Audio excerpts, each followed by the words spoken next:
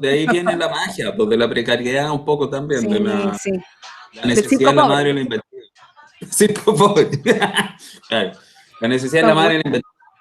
Sí, somos buenos para romantizar la precariedad. Sí, Pero pues. bueno, es otro tema del programa. Ese otro podcast. Sí, ese otro podcast. Oigan, partimos entonces. Bienvenidos todos quienes están hoy día acompañándonos. Esto se llama Libertad de Cátedra y más que un conversatorio, es un intento de podcast. Primer capítulo piloto de un podcast. Aquí nos preguntan qué tipo de cuenta de Meet permite grabar. No tengo idea. Las cuentas institucionales Parece, de Google Suite o no. del Google Suite, entiendo que los correos de estudiantes a lo mejor también lo permitirían, pero estudiantes no. Igual, si quieren grabar este tipo de instancias también en Jitsi, que es de acceso libre, Uh-huh.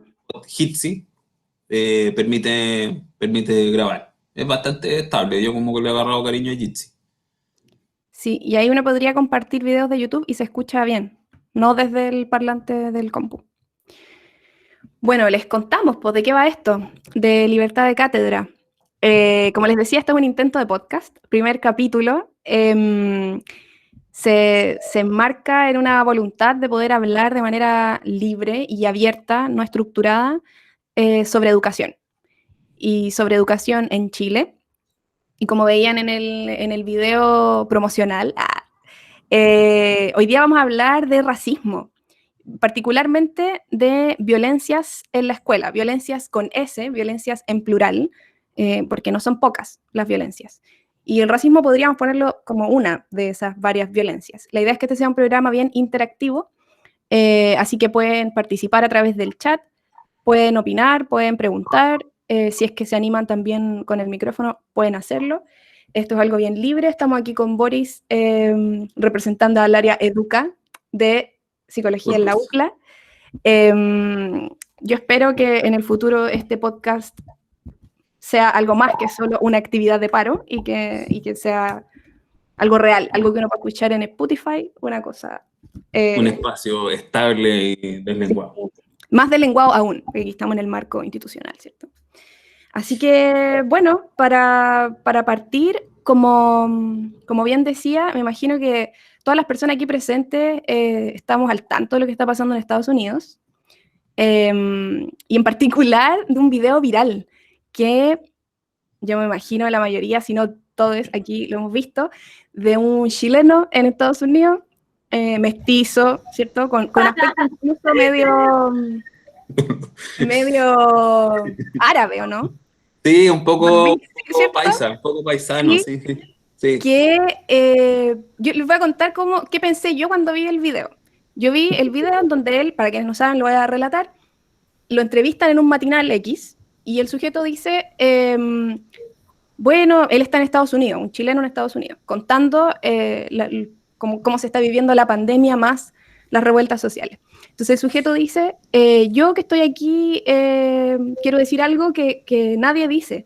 Acá hay mucha gente que tiene miedo a ser víctima de ataques. Yo en mi mente, hasta ese momento del video, pensé, obvio, po, los supremacistas blancos, o no sé, se va a reactivar el Ku Klux Klan, o capaz que todavía existe el Ku Klux Klan, no sé, obvio.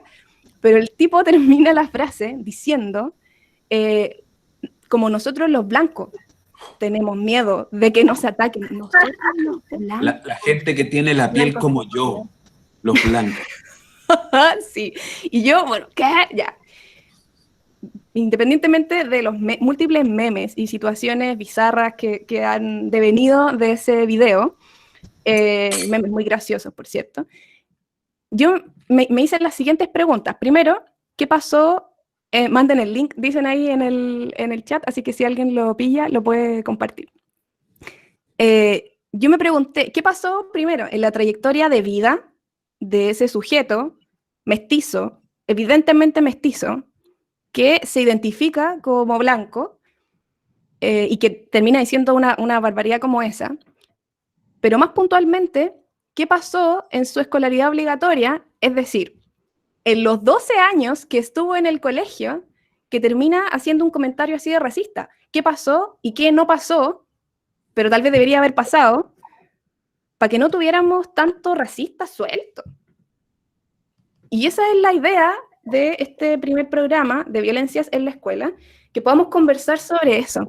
¿Cuál creen ustedes que sería el rol de la escuela, de las escuelas, para ser antirracistas o más bien para dejar de promover la violencia? Porque yo tengo la impresión de que las escuelas promueven la violencia. Son instituciones violentas y la promueven. ¿Qué pensáis, Boris? Mira, en general uno puede pensar que efectivamente las escuelas son un espacio súper contradictorio porque de partida son simbólicamente violentas, pero son también el espacio de garantía de derechos que hay para el acceso al derecho a la educación. Entonces ahí hay una tensión siempre como opuesta. Lo que pasa es cuando rompemos la pasada de la tensión a la fricción, que es cuando pasamos de esto que está tirando para los lados a cuando hacemos que se encuentre y ese roce genere algo, po. Ahí la Javi nos cuenta que en su colegio eran terribles racistas. Y pasa también como que a propósito de lo que hablábamos un poquito con la Nati, perdón, antes de empezar, pues en el fondo hay desde mucho tiempo atrás mucha evidencia que habla de diferencias de raza, que tiene un montón de sesgos en la construcción, pero también hemos decidido cómo sostener esos sesgos, pues, porque en el fondo le dan sentido a la vida, pues. La incertidumbre es algo que no queremos. Entonces, la escuela es súper violenta, sí, y sostiene las violencias también, en términos de que también, como muchos de quienes están escuchando saben, la escuela es un espacio de reproducción y sostiene la cultura, pues. En el fondo, por eso además es como este campito de batalla lo educativo cuando los gobiernos cambian, po, porque son espacios de transformación. La escuela tiene la posibilidad de ser un espacio de construcción de sociedad para el futuro, pero ha sido utilizada hábilmente para sostener la, a la cultura dominante. ¿Qué Oye, te ahí digo? en Dale. el chat están hablando a propósito de esta forma que tiene la escuela, estas formas que tiene de sostener el modelo hegemónico. Aparece ahí no solo el racismo, po, aparece también la homofobia, eh, y que están ahí como, eh, no sé, como en un escenario que compite muy en desventaja las posturas como más de tolerancia, de respeto a la diversidad, etcétera, en relación a estos discursos hegemónicos que son racistas, que son homofóbicos, que son violentos en otros sentidos. No sé, yo me acuerdo justo el colegio en el que fui compañera de trabajo del STEF, que está por ahí escuchando, em, que Ay, ya. en un momento de la vida profesional cachamos que había un grupo como de WhatsApp. Había un colegio con era un colegio con muchos estudiantes migrantes, y había un grupo de WhatsApp de cabros como neonazis, no sé si efectivamente eran neonazis, pero denigraban a sus compañeros peruanos, bolivianos, haitianos, etcétera, en ese WhatsApp. Y cuando hablamos con el encargado de convivencia escolar, el tipo se desentendió, po. O sea, como, es que no nos podemos hacer cargo de esto. No sé, como una actitud muy permisiva en relación a los discursos de odio y a los discursos violentos. Me preocupan esas cosas. Sí, pues. Es que en general hay una autora que habla de los ismos. Entonces, todo esto, racismo, aptismo, que es la denigración de la discapacidad o la discriminación de las personas con discapacidad, ¿Cómo eh, es? ¿Qué palabra es? aptismo, viene de Aptismo. aptipo, de las personas que son aptas y las que no. Mm. El discurso biomédico de, este cabro que no aprende es porque tiene algo, o este cabro se porta mal porque tiene algo. Entonces el discurso, el ingreso de lo biomédico como justificación para un funcionamiento anormal, entre comillas, y su respectiva discriminación se llama aptismo. Entonces todas Frases formas como techito bajo, por ejemplo, estarían dentro de de esa chito, clasificación. de chito bajo es una clasificación súper aptista, po, ¿cachai? Y en el fondo también hay varias cosas. Aquí, gracias a Rubén por la aclaración. Pues Rubén hablaba un poco de esto de la aporofobia, por el miedo el rechazo a las personas Pobres. por su pobreza. Pero ojo, yo no creo que sea tan así, Rubén. Yo discrepo un poquito, porque en el fondo, si uno mira, por ejemplo, a mí me ha tocado estar en Santiago algunas veces y los residentes haitianos, ponte tu fin de semana, las pintas que se sacan, así como se visten mucho mejor que uno, y yo gasto plata en vestir, pero tienen buena percha, pues, ¿cachai? Entonces van con sus tenidas súper elegantes, van súper pintosos, ¿cachai? Y aún así hay discriminación, pero si no es discriminación, aquí, ojo, porque yo creo que tenemos que definir un poco mejor el ismo, ¿cachai? Porque en el no es solo que el racismo se manifiesta a través de los discursos de odio, sino también a través de otras cosas, pues, por ejemplo, el humor, las tallas, ¿cachai? El reírse de los negros, de las personas afrodescendientes, perdón. Perdón. ¿Cachai? El humor es una forma muy sutil de agresión también, de violencia. Javiera Alfaro pregunta, ¿qué es El techito bajo? techito bajo. Techito bajo Techito. es una expresión denigrante igual, pues, pero que se ocupa cada vez menos, pero todavía se ocupa en algunos contextos escolares para referirse a las personas que tienen, o que quien lo dice cree que la persona tiene como menos capacidad cognitiva, o no sé, como para referirse a que no es capaz mentalmente de asumir algún desafío académico. Claro, Y entonces dicen como, es que este chito bajo. claro, que tiene bajo rendimiento. Es que Claro, chita tiene... Sí, porque en pero algún es una momento expresión fea igual. se hablaba de los techos cognitivos tiempo atrás. Es que tiene topo techito cognitivo, ya no le podemos pedir nada más. Esa es la idea del techito bajo. Es Entonces, una frase súper violenta. sí, po, pero por ejemplo también techito bajo es una forma de violencia, po. Entonces, y es una forma de violencia en la escuela, po. Sí, en el fondo la violencia puede tomar formas discursivas de todas maneras, pero se sostienen precisamente en aprendizajes históricos. Nosotros como país recién estamos viviendo un fenómeno más como de migratorio reciente. Tenemos 5 años de fenómeno migratorio. Oye, ahí en el chat, Mati dice, si los negros son afrodescendientes, ¿los blancos qué son? ¿Leche descendientes? Oye, es una buena pregunta. Em, Sí, yo hablo de los afrodescendientes porque en el contacto que yo he tenido con algunos movimientos afrodescendientes, la referencia que prefieren, más que negro. Por eso. Por eso digo afrodescendientes, pero en el fondo los blancos son europeos descendientes, po. claro, igual ahí la Javi dice que negro es un insulto, pero hay gente que, bueno, yo creo como pasa de repente en algunos movimientos, como el movimiento queer, o como lo que está pasando ahora a propósito de el insulto a la Isquia Siches, de tratarla de zorra, que luego aparecen un montón de mujeres feministas a decir todas somos zorras, como que también hay gente que se apropia del insulto como un modo de burlarse un poco de esa manera denigrante de tratarle. Entonces, claro, para algunas personas, no decir negro es una manera también de ser violento, es como ocupar un eufemismo para referirse a algo que no tendría por qué ser un insulto. Ujú. Y me acordé, hay un poema que creo que se llama Me llamaron negra, que es súper bueno, y que dice en una parte como negra soy, como que se apropia del insulto. Lo voy a buscar mientras, a ver si les comparto una parte del poema. Eh, bueno, ahí ponen grande isquia.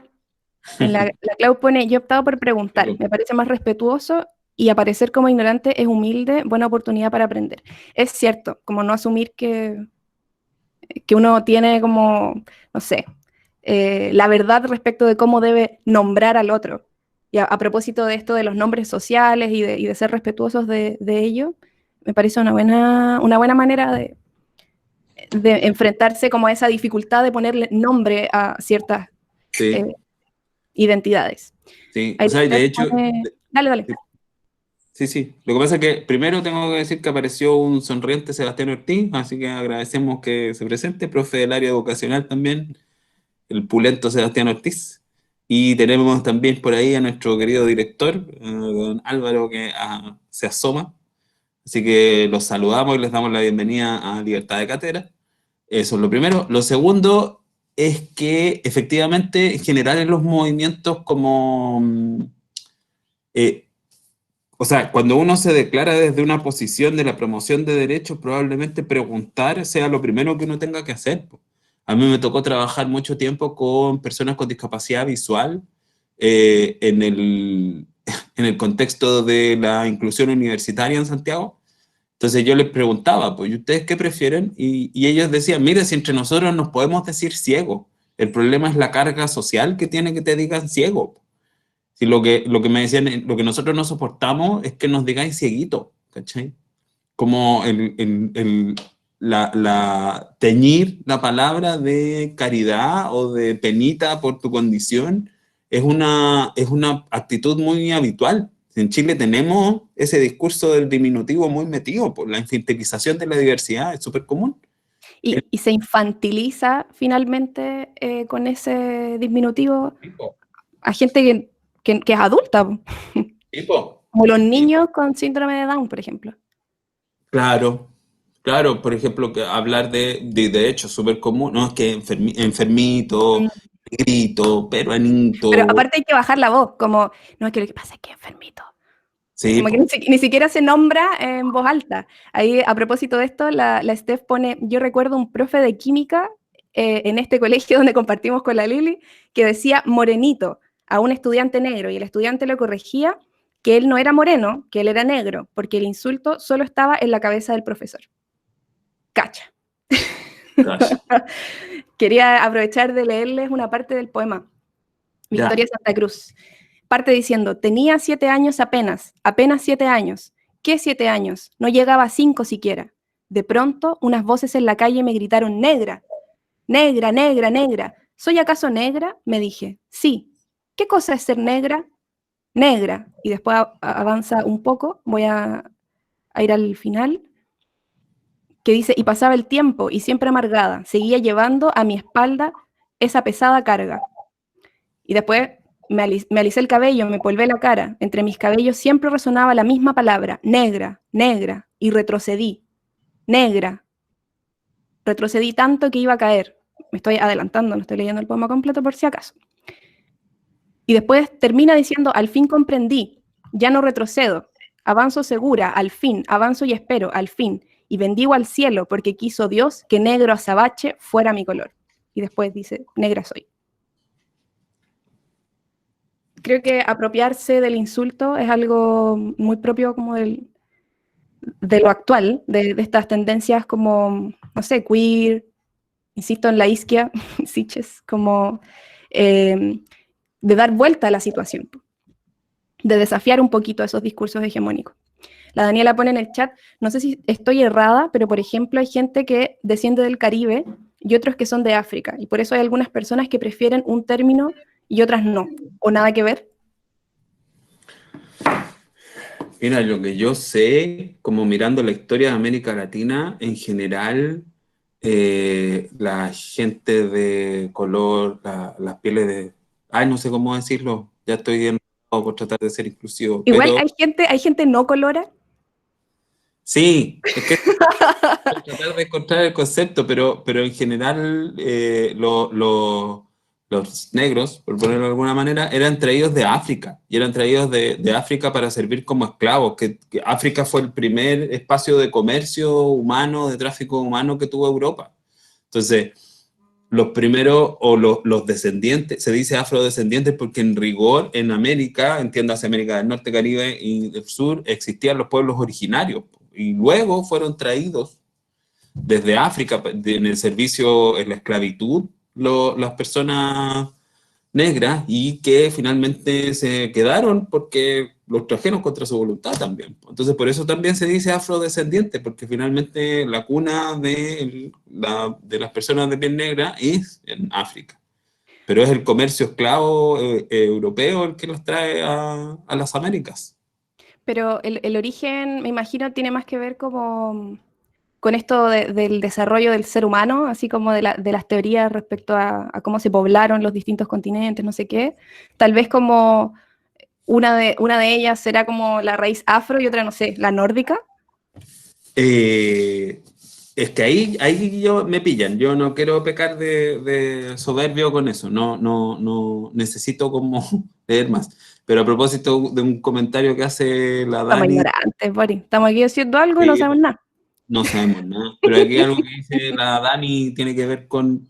Lo que pasa es que luego los pueblos originarios de América también fueron esclavizados y se producieron varias como mixturas, entre comillas. Pues hubo efectivamente mixturas de personas traídas de África con pueblos originarios y generaban como una categoría en particular que se ha usado históricamente, ¿cachai? Y así, en el fondo, América Latina se dice que es mestiza por lo mismo, porque los europeos trajeron una carga genética, las personas que venían de África otra, la gente que ya estaba aquí trajo otra, luego siguió Asia, etcétera. Entonces, es complejo poder como, yo creo que hay gente que le pega más al cocido que nosotros, para Sí. poder hablar o como rastrear esto de dónde venimos y para dónde vamos. Yo Ahora, solo quería contar una anécdota nomás, po, en estos como historias del origen del hombre, del origen de las personas, de la humanidad, perdón, ¿y la mujer? Ah, me corrijo.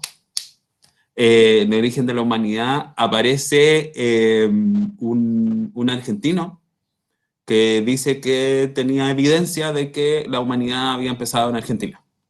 ¿verdad? Que fue noticia eso.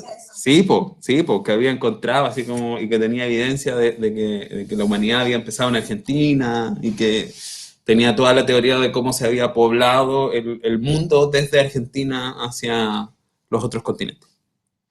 Eso quería dar como anécdota. En algún minuto decirlo latinoamericano en la cuna de la humanidad. Sí, se me había olvidado eso. Álvaro había levantado el dedito. Antes de darle la palabra, voy a leer unos comentarios del chat. La Carla dice, hay un podcast que se llama Copadas, en donde entrevistaron a una mujer afrodescendiente y ella decía que prefería reapropiarse de la palabra negra y sacar la denotación negativa que le damos. Por ejemplo, esos dichos como quedé negra, etc. Y ahí ponen aguante Copadas, parece que es un podcast popular. Es popular, parece. Sí, Sí. sí, son unas chiquillas de la Chile y es entretenido. Álvaro, te damos el pase. ¿Querías opinar algo? Pase gol. Sí, un poco en relación a eso es que, según algunos antropólogos, Eva era negra. O sea, el origen de la humanidad está en África y de ahí se puebla el resto. Lo que pasa es que la pigmentación de la piel tiene que ver con los climas a los cuales se va adaptando y entonces, por eso, pero en evolución de millones de años, se producen las diferencias de pigmentación. Pero recuerden que antes se hablaba de razas humanas y los estudios biológicos indican que no existe ninguna diferencia, hay una sola raza y esa raza es humana. Lo único que hay es diferencias de pigmentación de piel, pero no hay diferencias porque antes había estudios que demostraban que los negros eran inferiores, que los indios eran inferiores, estudios empíricos. Y en el fondo eran estudios de privación social. Sí, la Espero empiria que... da parte, bueno. ¿Ah? Hay empiria para todo. Sí, pues. A propósito de Entonces, los sesgos de confirmación. hay que ser cuidadoso con eso. Respecto del origen, siempre los negros son, en todo caso, procedentes de África. Llegaron como esclavos, como señalaba Boris, y muchos de ellos se arrancaron y establecieron estancos, no recuerdo el nombre, pero eran cimarrones, o sea, eran esclavos alzados que huían y generaban pueblos en la selva, qué sé yo, y de ahí el origen caribeño de algunos de ellos, digamos, eran esclavos que se liberaban, huían, y se refugiaban en algunos pueblos, pero todos provienen de allá, pero da lo mismo. Pero yo me pregunto, a propósito de hacia dónde hemos llevado la conversación, ¿es relevante como el origen? Como que partimos hablando, la pregunta inicial, ¿cuál sería el rol de la escuela? Entonces, si es que hemos visto que la escuela promueve o no hace nada, como permite en el fondo el racismo o las violencias, ¿cuál sería el rol de la escuela en evitar que esas situaciones sucedan, po? Sin embargo, llevamos la conversación hacia el origen de lo racial.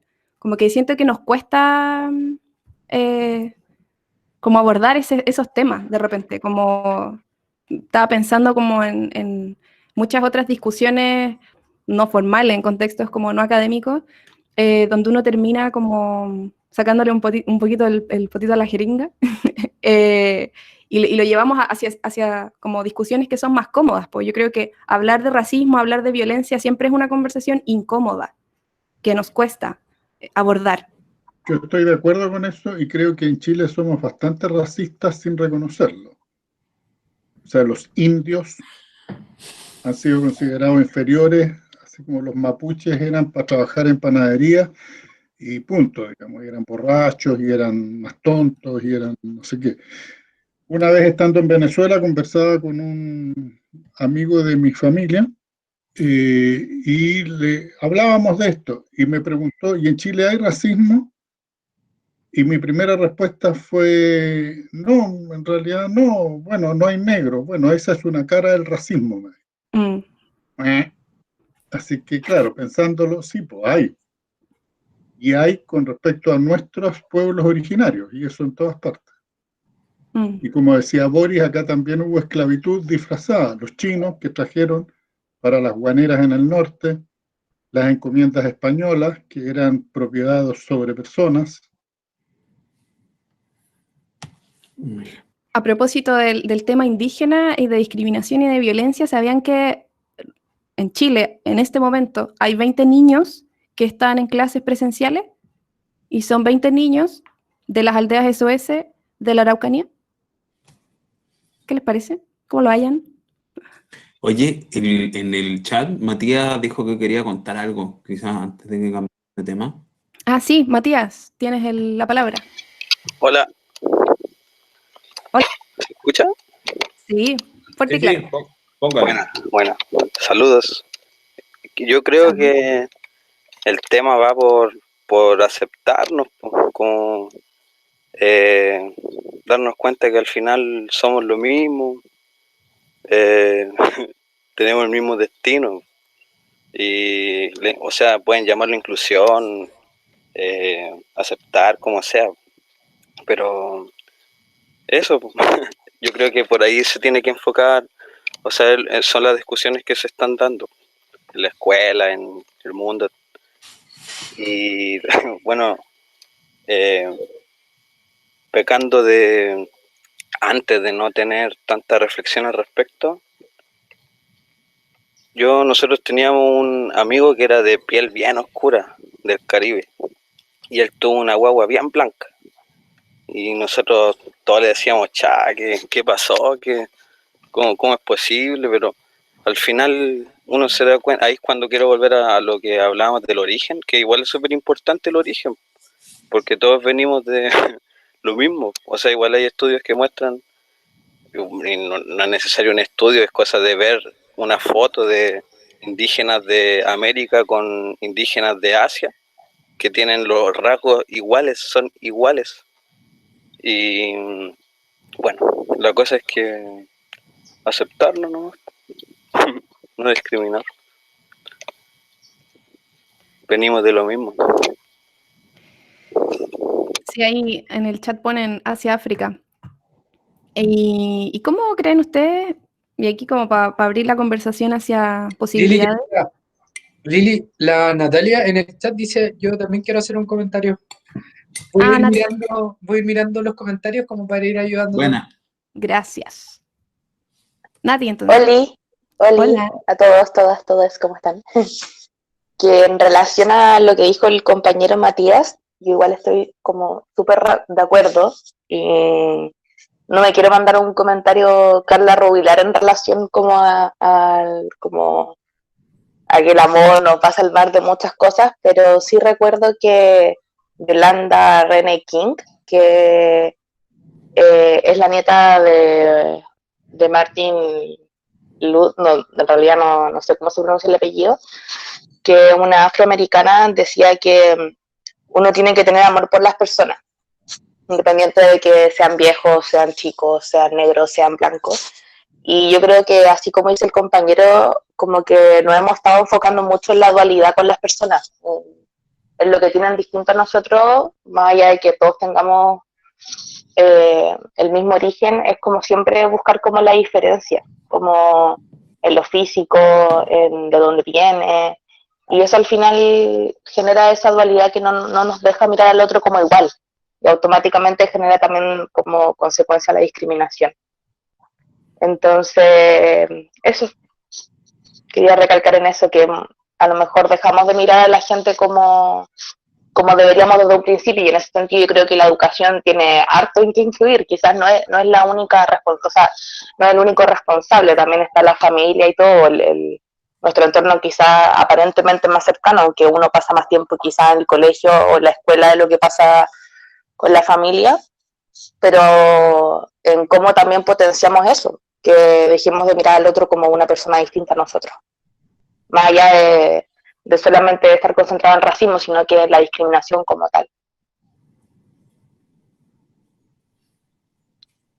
Gracias, Nati. Y en ese sentido, ¿cuáles serán los desafíos de los espacios educativos para ser antirracistas o realmente promover la diversidad, la tolerancia, etcétera? Más allá como de los principios, pues. Boris. Es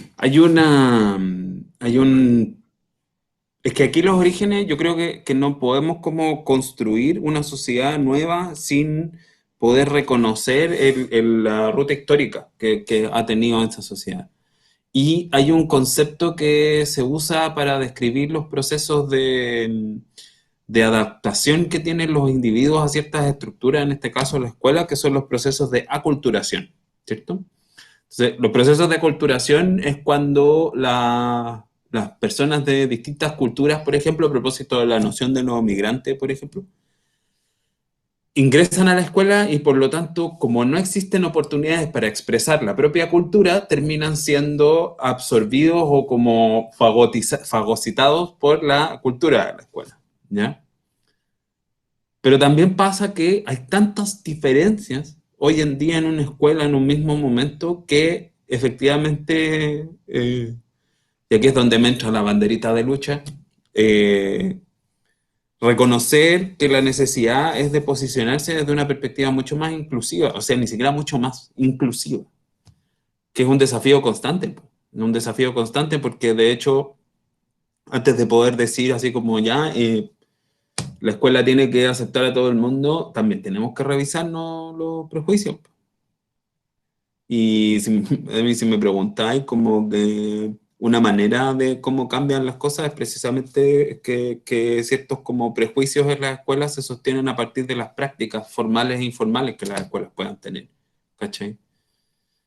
Formales todo lo que está escrito y reglamentado y todo lo más, informales esto de que los profes se junten a hablar del techo de sus estudiantes, ¿cachai? Que existe esa categoría y se use distendidamente, es algo que hay que revisar como parte de las categorías, de las prácticas de la escuela. Oye, sería interesante un estudio de las conversaciones de la sala de profe. Salen cosas heavy. Su etnografía. Sí. Su etnografía, así como observando la sala de profe. Sí, pues. Sí. De todas maneras. En los distintos colegios que he trabajado, siempre hay algo que me hace oler la guata de las cosas que se dicen en la sala de profe. Habían unos comentarios acá en el chat que dice, bueno, que valoran como la igualdad como manera de tratar a las personas, independientemente de lo diversas que puedan ser, sin desconocer nuestro origen, quiénes somos. Bueno, ahí pone el Mati, hoy la gente piensa que los chinos son cochinos y tienen virus. Ahí la Steph pone, terrible la sala de profes, observación de contexto. Y aquí aparece una pregunta al final de la Andrea que dice, ¿y se puede hacer un cambio en la escuela cuando el racismo viene desde el núcleo familiar? ahí hay una pregunta interesante, pues, como de ¿qué es lo que influye finalmente en la formación de una persona, la familia, la escuela? Bueno, todo, pues. En realidad hay distintos agentes de socialización, uno de ellos es la familia, pero el colegio a los niños les abre el mundo, po, y se dan cuenta que su familia no es la única manera de ser familia, y hay otros tipos de familia y otras maneras de pensar y otras maneras de relacionarse. Entonces yo creo que no hay que desalentarse tanto con lo que pasa en la casa. No, po. O sea, es que de hecho yo, así como metiendo la cuchara otro poco, ¿no? Pero en el fondo llega un momento en la vida en que tú efectivamente discrepáis del discurso de tu familia, po. Como que en algún momento, o sea, pensemos en nuestras adolescencias, ¿cachai? Llega un momento que efectivamente como que, ¿cachai? Que el discurso de tu familia no es absoluto, que el discurso o lo que en tu casa se dice o hace no es lo que pasa en el mundo, po. Y eso tiene que ver con cuánto el mundo se abre a través de la escuela, por ejemplo, ¿ya? Pero en el fondo, si nosotros vamos a tomar de referencia, por ejemplo, a los niños más chicos, bueno, los niños más chicos tienen un mundo que es mucho más pequeñito, en el sentido de que su mundo inmediato es la familia. Pero a medida que vamos entendiendo la complejidad del mundo, también vamos a aprender a pensar distinto. Y esto ha pasado para los dos lados. Pasa como en familias muy de derecha tener y ser una persona muy de izquierda, como al revés. Eh, entonces, ojo ahí, porque en el fondo el cambio es súper lento. Nosotros, lamentablemente, el cambio se demora. Y creo que también es difícil que nosotros podamos evaluar o decir que la escuela no tiene impacto, ¿ya? Eso por un lado. Y a propósito del comentario, y también un poco como estamos luchando contra siglos de formas de hacer que son súper tóxicas, po. Entonces, obvio que el cambio va a encontrar mucha más resistencia. Estamos en tiempos de cambio igual. Creo que Sí. es un momento en el que se está fisurando el mundo de un modo como muy fértil para poder hacer cosas, construir cosas distintas. Ahí la Dani pone en el chat políticas que incluyan una cuota de diversidad en las escuelas, porcentaje de alumnos de otras razas o etnias, ya que hay estudios que muestran que durante el proceso de crecimiento, entre más diversidad, más fácil es para los niños aceptar las diferencias e internalizarlas. Bueno, ¿para qué vamos a hablar de lo segregadora que es la educación en Chile? La Javi dice, y es donde pasamos más horas a la semana. A propósito de eso, muchas familias están como súper complicadas con tener que estar tanto tiempo con sus hijos, hijas, porque están jornadas muy largas en el colegio, po. A veces están la jornada completa en el colegio y después se van a un after school y llegan a dormir a la casa. Entonces el tiempo concreto que pasan con las familias es muy poquito. La Steph pone, sí importa mucho, yo creo, y en los adolescentes al menos puede hacer que cambien sus perspectivas la escuela con lo aprendido en el colegio. Van a tener problemas en la casa, jaja, pero es inevitable eso, yo creo, y necesario también. La Isa dice, yo creo que en las escuelas hacen falta un trabajo de pedagogía social que permita visibilizar los diferentes tipos de violencia y con esto la deconstrucción de los prejuicios. La Yanina pone colonialismo ahí abajo. Sí, yo quiero decir como dos cosas. La primera es que generalmente las políticas públicas de cuotas lo que hacen es la garantía de acceso, pero no garantizan nada más. Entonces hay que tener ojo ahí, porque si nosotros miramos, la inclusión tiene 4 dimensiones básicas, que hay mucha gente que define la inclusión de muchas maneras. Lamentablemente yo soy más pragmático para esto, pero en el fondo la inclusión tiene 4 dimensiones básicas: acceso, participación, progreso y logro, ¿cierto? En la escuela. Entonces, si nosotros tenemos solo acceso, no es inclusión, porque en el fondo nosotros es poner a un conjunto de estudiantes en una situación de ser diversos o diversas en la escuela, con una escuela que no tiene capacidad técnica o práctica para poder acogerles. Entonces, igual hay que tener ojo ahí. Ninguna respuesta para lo que nos estamos haciendo hoy en día tiene una sola vía. Nosotros tenemos que pensar en respuestas integrales. Y por lo tanto, si vamos a pensar en políticas de acceso, inmediatamente tenemos que pensar en políticas de formación para las escuelas. Y además, y eso implica, a propósito de esta idea de pedagogía social, que inevitablemente también hagamos los cambios con la escuela, no de la escuela. No es nuestra pega como transformar a la escuela. ¿Sí? La escuela tiene que poder, tenemos que poder acompañar en la escuela la transformación, por muy desesperante que sea, esperar a que la escuela se pegue la cachada y se transforme. Ay, Porque- es difícil igual sostener ese lugar de dentro de la Sí, escuela. y aparte porque ninguno de nosotros, cualquiera sea, es del todo consciente de las prácticas que reproduce también. Entonces, como esta idea de llegar a la escuela y pensar que uno es consciente de todo, a mí me...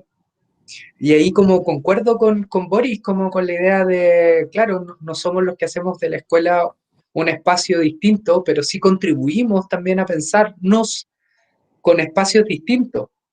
Eh, Porque claramente nosotros también aprendemos en la medida que estamos trabajando en los espacios escolares. No llegamos sabiendo y siendo los conscientes de todo el mundo, porque en el fondo ahí también hay un sesgo como intelectualoide y quizás también vale la pena poner sobre otras discriminaciones, porque no es cualquier lugar el que ocupamos el lugar del saber, un saber que claro, en muchos aspectos está deslegitimado, quizás en el ámbito escolar desde las pedagogías, pero que ha hecho que muchas cosas, que individualicemos muchos fenómenos, ha hecho que responsabilicemos en el niño, en la raza, en su condición, buscar como si fuera en la familia, como si hubiera un único lugar de respuesta frente a los problemas escolares y está re difícil, o sea, como que me retiro, no puedo.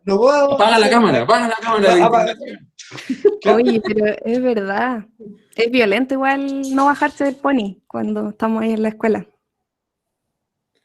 Sí, Me po. hiciste recordar algo. En un consejo de profe, Dale. una profesora hizo el siguiente comentario. Estaban hablando de los resultados CIMSE y dice que los estudiantes migrantes tenían una gran responsabilidad en que el colegio estuviera en categoría insuficiente. Hardcore. En el chat aquí están poniendo hartas cositas. La Andrea dice que sus primas han sido víctimas de racismo en el colegio. Lamentable que sean tan familiares y tan cotidianas estas experiencias de violencia. La Javi dice, yo creo que la escuela debe dejar de reproducir estas violencias simbólicas, no solo trabajando con las niñas, sino que con todos, directivos, docentes, etc. La Camila dice, nosotros, como psicólogos, ¿qué acciones concretas podemos hacer para ir eliminando esto? Quiero aprovechar esa pregunta de la Cami para recomendar un libro muy amigable. Después se los puedo mandar por correo a las personas que están inscritas, si es que está ahí, o se puede poner a lo mejor en alguna de las redes de la escuela, que se llama Guía Pedagógica para una Educación Intercultural, Antirracista y con Perspectiva de Género, Ideas, Experiencias y Herramientas. Es muy fácil de leer, es cortito y tiene No así como... su título. ¿Ah? No su No título. así su título. Su título es más largo que el libro. No tiene nada, tiene una imagen. No. Pero es súper bueno el libro. Pero aborda como algunas experiencias concretas de distintos países en torno a el trabajo en pos de espacios inclusivos, tolerantes, respetuosos, etc. El Ignacio dice, esas políticas pueden generar segregación. El Joaquín dice, la ecología social influye a todos estos procesos de interacción. La misma función de la escuela en Chile facilita las resistencias e interiorizar malos tratos, por esta misma adopción de la escuela desde el consumo y no como una construcción democrática y de derechos humanos. Pero ahí hay algo clave con lo último, porque en el fondo... ya, perdón, me callo. La Javi quiere decir algo. Mientras voy a escribir el título del libro. Otro. Dale. Ya, ¿me escuchan bien? Sí. Ya, quería contar de que, bueno, yo soy morena, soy súper morena. Siempre me han dicho negra, de cariño, no sé. Pero como que recuerdo que en el colegio yo había llegado en séptimo a ese colegio y como en octavo me empezaron a molestar por ser morena.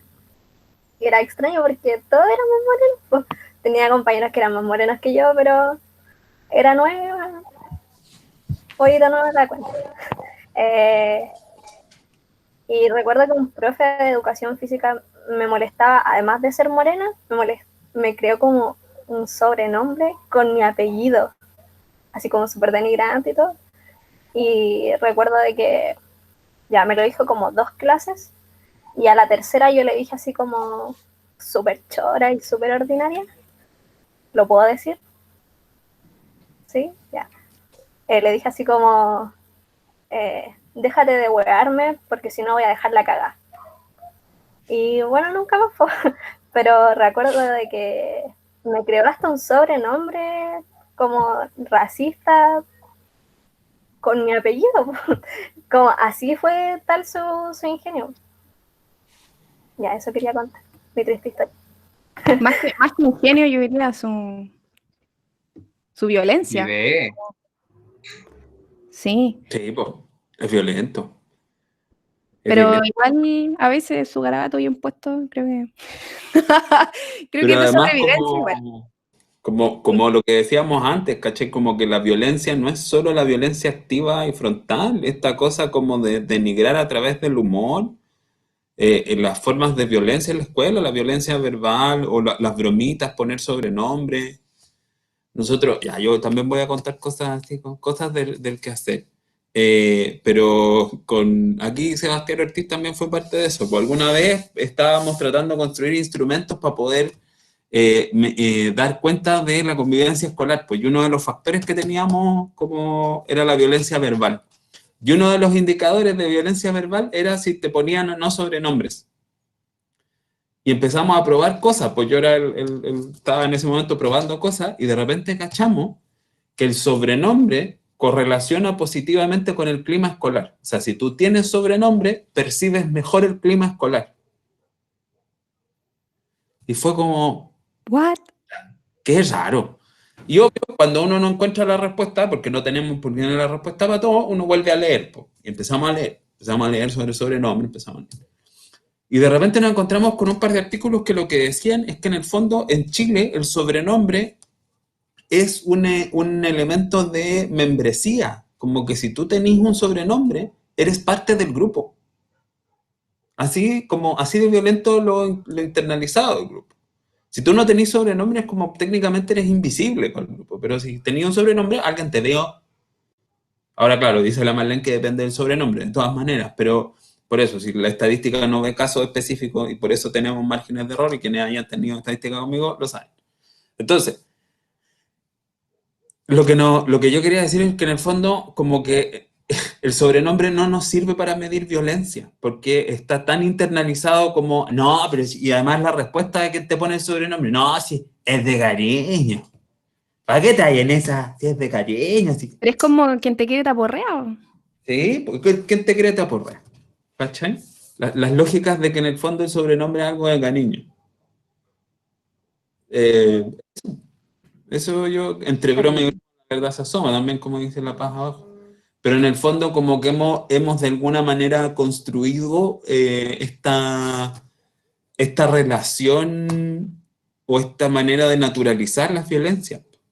Entonces el otro día veía un meme que decía, mira, a lo mejor los millennials no se ofenden por todo, sino que finalmente se aburrieron de que ocultáramos la violencia detrás de todo lo que le ocultamos. Y ahí yo dije, ya, sí, respeto a los millennials. Oye, en el chat ponen profes que sean de diversas razas, etnias, que hagan una pedagogía con corte racial tal vez, enseñar la historia no solo desde la perspectiva colonial solamente. Ahí hay algunas experiencias bien bonitas de algunas escuelas que han creado sus propios programas en donde presentan la historia no solo como desde la perspectiva primero de héroes chilenos, sino que incorporando las distintas nacionalidades de los estudiantes que componen esa comunidad educativa. Sí, Escribí el hay título ahí escuelas en que el chat del libro que comenté delante. Hay escuelas que celebran las independencias de los otros, de las distintas como comunidades migrantes. Po. Hay escuelas que tienen la independencia de Chile, de Haití, de Colombia, Venezuela. Ariel quiere decir algo. Sí, adelante. Adelante. Es que yo... ¿Se escucha, no es cierto? Sí.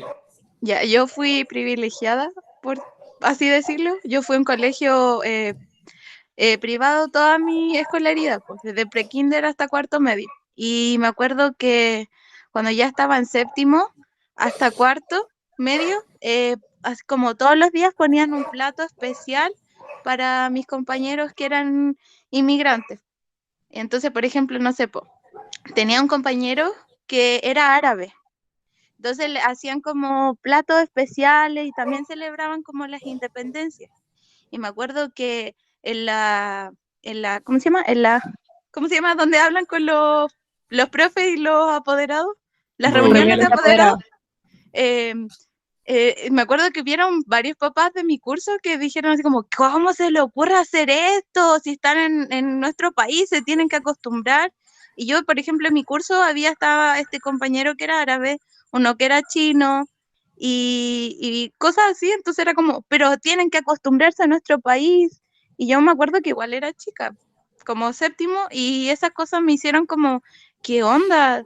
Si estamos todos compartiendo, como, ¿por qué les da tanta rabia comer platos? Pero claro, no se molestan ni ir a comer a un restaurante de comida peruana y gastar mucho dinero en comida peruana o mexicana, pero le dan color con como que el casino de platos especiales para mis compañeros o compañeras.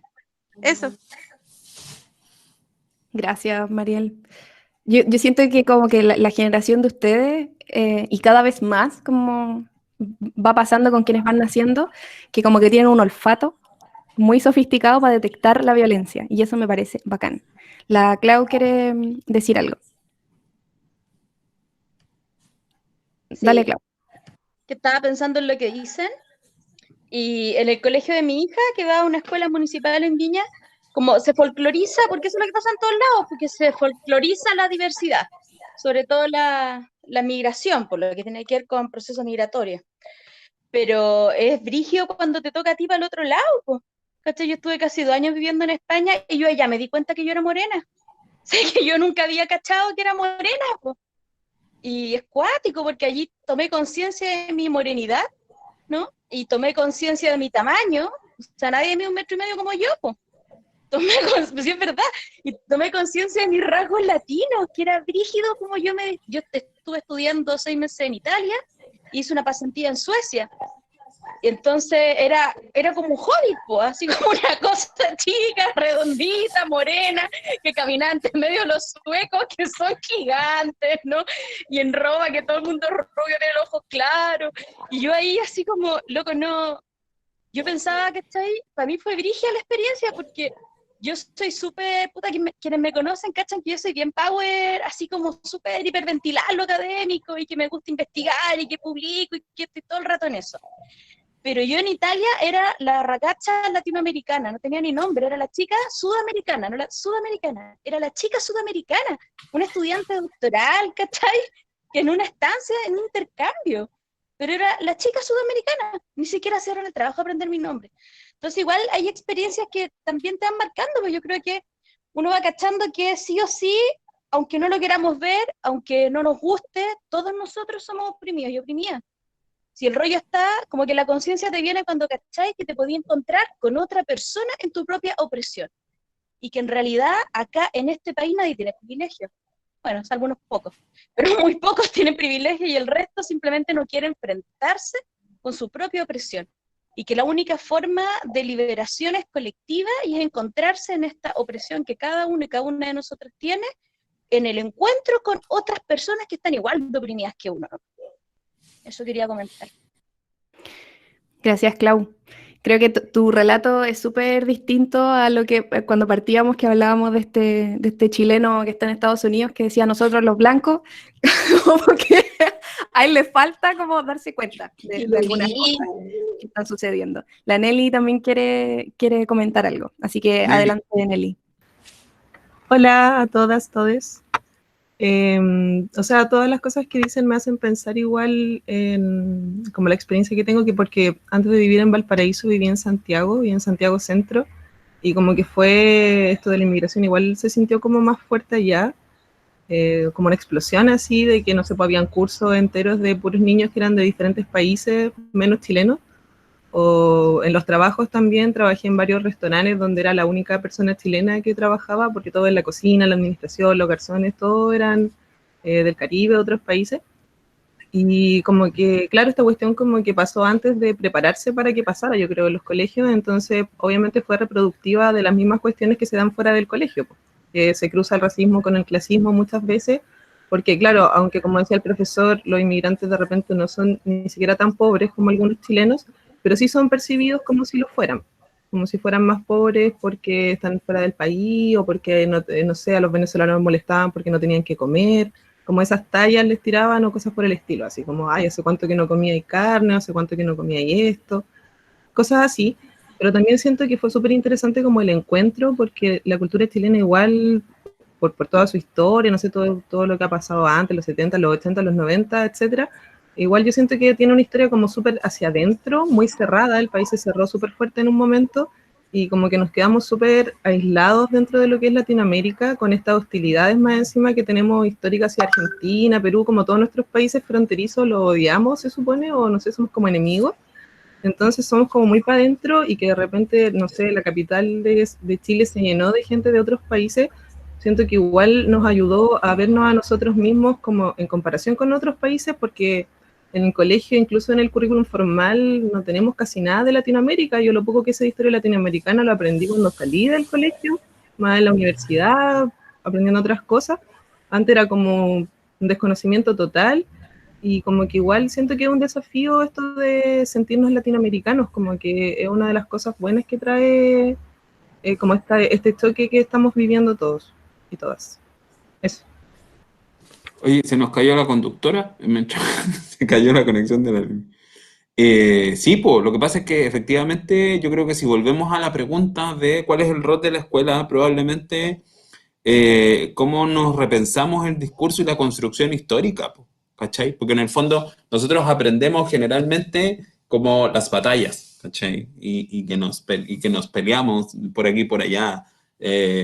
Pero también quiero recoger esto que dijo la Clau, pues la profesora Carrasco Aguilar, perdón. Esta idea de que en el fondo la transformación es colectiva, ¿cachai? Que va un poco en línea con lo que dijo el Seba antes, no es pega de ley psicólogo educacional entrar a la escuela y decir, ya, los vengo a transformar, porque no va a pasar, ¿cachai? En el fondo, yo tengo como este supuesto teoría sin comprobar y que espero comprobar antes de morirme, de que finalmente toda forma de discriminación en la escuela se sostiene efectivamente sobre una red de prácticas que la sostienen. Entonces, si nosotros queremos transformar la discriminación en la escuela, lo que tenemos que transformar es el quehacer de la escuela. Y que eso probablemente nos lleva a una escuela mucho más inclusiva, etc. Prácticas que van muy en línea con la colaboración, porque no es nuestra pega individual hacer la transformación, pues es encontrar los quiebres para promover la transformación, lo que implica necesariamente conocer las instituciones educativas lo más cabalmente posible. Y las alianzas también que uno puede establecer dentro de las instituciones educativas para generar esos cambios o esas transformaciones, que eso es algo también súper relevante. Súper. Oigan, estamos como en la hora de cierre. Y justo como que me caí y después volví, entonces perdí todo lo que estaba en los chats. Si alguien pudiese como leer lo que no alcanzamos. O Seba, vale. Seba, tú estabas ahí. También se cayó. No. Volvió, no sé si volvió. Nos quedamos con... Hubo una conversación paralela aquí entre la profesora Carrasco Aguilar y Ivonne, Andrea Basáez, perdón, Basáez también, sobre el tema de la discriminación a propósito de que mucha gente pensaba que el tío de Andrea y la misma Claudia pensaban que eran mexicanos y que en el fondo nadie sabe dónde está Chile. Latinoamérica es México. Latinoamérica es México y Perú. Tú estuviste conmigo en España, pues, si tú te fuiste a hacer una estancia allá y cachaste lo brígido que era. El Boris allá no es flaquito. El Boris allá no es rubiecito, no tiene los ojos claros ni la piel clara. No. Pero no nada, es de nosotros los blancos. Que el rubio del departamento de psicología, chao, qué rubio. El rucio. No, qué rubio, allá era un moreno más nomás. Sí, po. No, sí, allá nada que decir. Allá era bajito, estaba debajo de la estatura promedio. Sí, no, Aparte que lo miraba todo por el hombro. Sí. Oye, es ¿qué, loca esa subjetividad. qué desafíos tan grandes tenemos para reapropiarnos de nuestra cultura? Como que la renegamos todo el rato y basta salir o escuchar estas experiencias de ustedes como para darse cuenta que hay harta pega que hacer en las escuelas, po. Sí, Harta po. pega pendiente. Vamos cerrando, po. ¿Queda algún otro comentario antes de que No en el chat por lo menos, me pero no cayera? quiere hacer algún comentario. Abrimos el micrófono de Libertad de Cátedra. Sus 15 segundos. Ah. Desde ahora, ya. Matías. Ya, permiso. Entonces, con respecto a la categorización de las personas, podría ser que, por ejemplo, Boris igual tiene como una pinta no muy, no muy típica, por decirlo así, y para no andar. Pero si alguien lo ve, no sé, pues supremacista blanco o alguien que tenga como la intención de burlarse, obviamente va a cachar que no es gringo o que no es europeo por su acento o por lo que sea que se dirija. Entonces no sería más que nada como un tema de, bueno, tal vez sí, pero yo no sé nomás, como de qué tanto odias otra cultura o de qué tanto puedes cegarte por la cultura o de algo que no tenga que ver ni siquiera con lo físico, porque obvio que no vas a tener que enfrentarte simplemente al hecho de que tu color de piel sea distinto, sino que a tus ideas sean distintas. No sé si ingresar como a esa idea de que todo se tiene que transmitir por cultura y que todo se transmite por las ideas, porque no creo que nadie piense tanto las cosas cuando se empieza a agarrar como encolerizado con otra persona solamente por dónde es oriundo, pero sí me pareció como que me hizo mucho sentido lo que decía Claudia, con que en cualquier parte igual es como reconocer a una persona, independiente de su color de piel, de dónde es o de dónde es la cultura, y que va a depender mucho de dónde eres o de cuál es tu cultura, que tanto te ingresan al grupo. Por ejemplo, evidentemente en un colegio es como, no sé, pues en mi colegio cuando me empezaron a pasar como la colonización, al compañero que teníamos, que su color de piel era como más, como oscura, así como le decían negro, le empezaban a decir sambo. Pero por temas de que nuestro alcance de conocimiento era ese, pues entonces si pudiéramos decirlo de una manera más de inmigrante, quizás se hubiera hecho, no avalándolo, simplemente como, digamos, como apoyando mi hipótesis que construí en un segundo, de que entre más cultura de poder de emigrar a alguien, lo vaya a hacer, no porque queráis, no porque la corrupción se haya apoderado de nosotros los cabros chicos, sino porque es lo más chistoso o morboso de hacer en ese momento.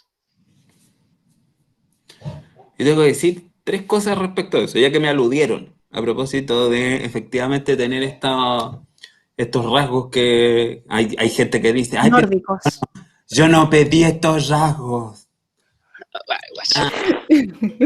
Hay gente que dice esto, ¿por qué me discriminas si yo no pedí estos rasgos? Una vez estaba en un carrete conversando con alguien y de repente como que en esta conversación como que me cayó bien, buena onda, jaja, jiji, no sé qué, y el loco empieza con el discurso de negro, la negro, culiao, no sé qué. Yo como que de repente lo miro y me digo, oye, hermana, no, ¿cachai? Como que no va. Me dice, ¿pero por qué tú me estáis discutiendo esto? Yo lo que me digo, ¿por qué no te lo voy a discutir? Le digo yo. Pero si tú soy ario, po. Tú soy ario. Fue como, yo me quedé así como, lo miré y era un compañero de la U. Le dije, ¿sabéis qué? Nunca más me vuelvas a hablar de esto, ni de la forma en que me hablaste. Yo no soy ario, soy terrible latino. Soy como más genes mezclados que dálmata con pony. No podí hacer ese tipo de declaraciones respecto de nuestra carga genética en el fondo, ¿ya? Entonces, yo creo que cada UNE, porque en el fondo aquí es donde entramos como en los márgenes de error de la psicología, cada UNE construye sus relaciones con el entorno en base a su única y repetible historia, ¿ya? Y eso que se supone que yo soy como el positivista de este departamento, pero lo estoy diciendo súper en serio. Cada uno de nosotros construye esta historia, esta relación a partir de su historia única. Lo que pasa es que a veces las historias tienen factores comunes, ¿sí? Y solo decir que las hipótesis no se apoyan, las hipótesis se refutan. Eso es lo que nosotros hacemos. Entonces, cuando tenemos una hipótesis, tenemos que intentar refutarla. Y cuando no se cae, entonces probablemente sea adecuada, pero nunca correcta. Eso. Oigan, gracias totales. La pasé muy bien. Espero que ustedes también la hayan pasado bien. Me quedo con una de las frases de la Clau que decía: todos somos oprimidos. Yo creo que por ahí va la cosa. Y bueno, cerramos esto un poco hechizo. No tenemos todavía los instrumentos ni los conocimientos para hacer esto como un programa radial de real, pero... Hay micrófono por lo menos. Oye, el Mati quiere hablar. Mati Sí. Bravo quiere comentar algo. Mati tenía una intervención. Hablemos a la vez. Ya, las 65 personas al mismo tiempo. 1, 2, 3. Ah, no. El próximo tema. Ya, Mati, dale. Mati. Oh, disculpa, iban a cerrar, pero bueno, como la reflexión que me queda de esto, que son hartos conflictos, son raciales, entre blanco y negro, nacionalistas, chinos, estadounidenses, chilenos, venezolanos, religiosos, como los conflictos, la guerra judeo-cristiano, musulmán, de género, sexual, o sea, son hartas cosas. Y yo no sé realmente si termine trabajando en una escuela, pero es como la reflexión de igual hacernos cargo cada persona con cómo nos tratamos. Eso. Gracias, Mati. Ojalá que trabajes en educación, la verdad. Sería un aporte. Necesitamos gente en educación. Sí. Mientras más seamos, mejor. Así que las dejamos con Rock and Roll High School de los Ramones. La estructura de discriminación, quiero decir, es patriarcal. Y hay que romper el patriarcado que está metido en nosotros aquí. Por eso discriminamos y siempre nos colocamos así como jerarquizadamente. Hay un antiguo dicho campesino que es la ley del gallinero. Nos colocamos en grados y el que está más arriba caga al de más abajo. Eso tenemos que sacarlo de aquí, de nuestra estructura mental, para no ser discriminadores, creo yo. Sí, es verdad. Educación antirracista y antipatriarcal. Absolutamente. Estamos. Gracias totales. Chao, chao. Nos vemos en el próximo capítulo de Libertad de Cátedra, una conversación deslenguada sobre